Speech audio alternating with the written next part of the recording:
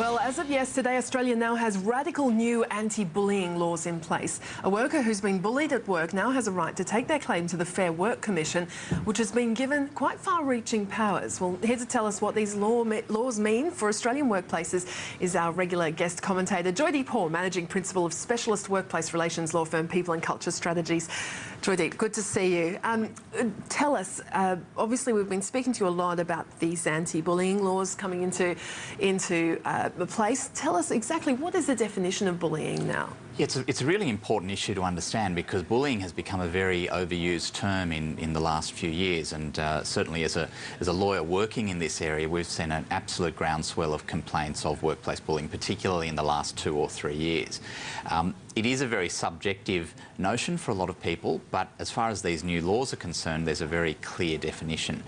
And that definition is that a worker has been bullied at work if another person or group of persons at that workplace has subjected them on a repeated basis to conduct that isn't reasonable and also that has created a risk to that person's health or safety.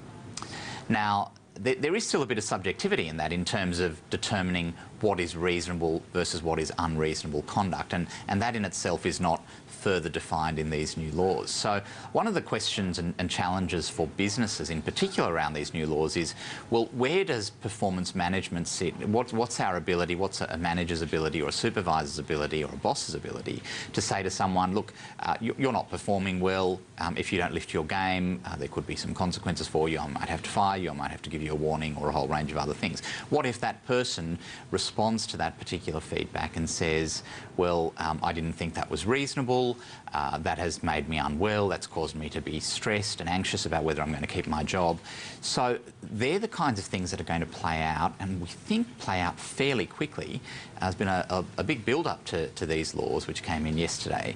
So the next few weeks are going to be very interesting, next few months even more so. Yeah, absolutely. So, I mean, who can bring a claim and how is this process going to work? Yeah. So a claim can be brought by any worker, and worker is defined very broadly. It will obviously be an employee, it will also be independent contractors, it'll be work experience students, so there doesn't actually have to be a formal employment relationship. It's basically that broad definition of anyone who is doing anything that resembles work, even in a workplace context.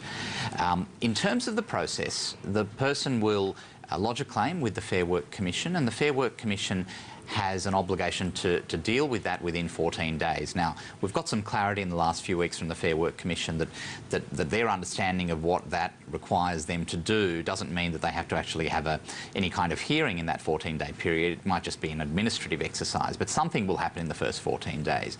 What we expect is going to happen very shortly thereafter is that there'll be a conciliation conference where there'll be some attempts made by the Fair Work Commission to try to resolve the matter before it needs to go to a formal hearing per se.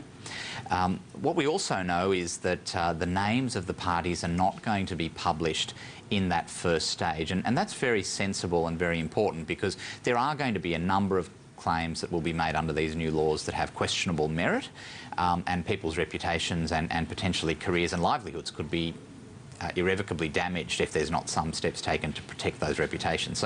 So that's protective towards those individuals. If, however, it doesn't resolve in those early stages, it's then going to have to go to a formal hearing.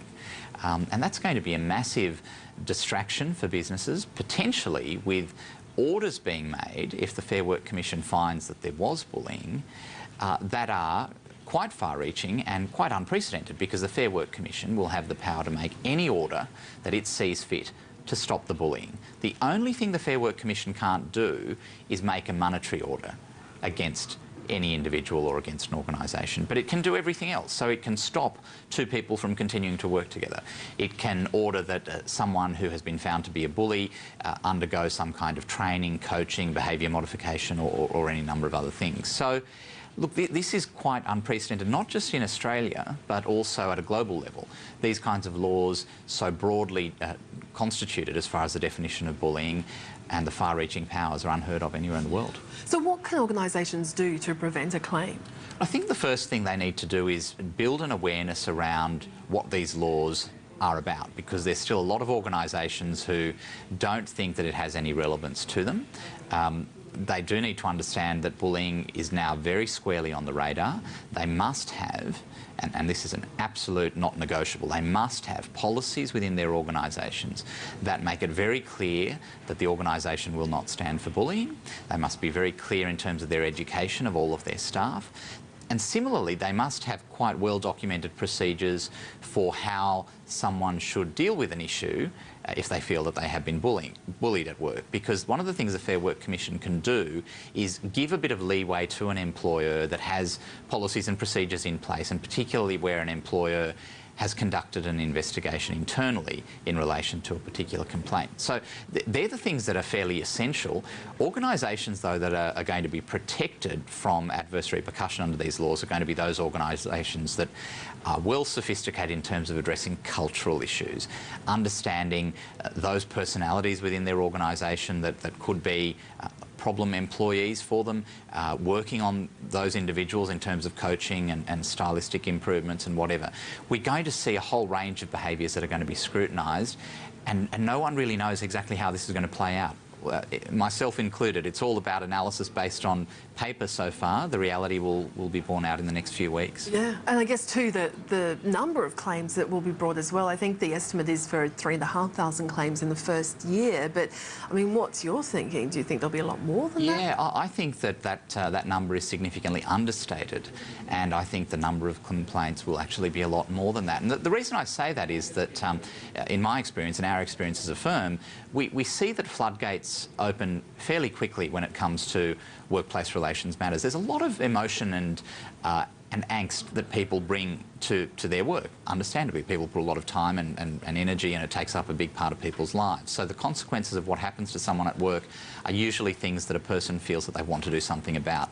The moment someone knows that there are claims that they can bring, whether it's for harassment or bullying or whatever else, there's a curiosity that's sparked that often links to what's been happening to them at work. And so once they see some of these cases get the publicity that I'm sure they'll get in the next few weeks, those floodgates will well and truly open. Joydeep, it's great to hear all about this, what business needs to be doing. Thank you so much. Pleasure. Joydeep Hor there from People and Culture Strategies.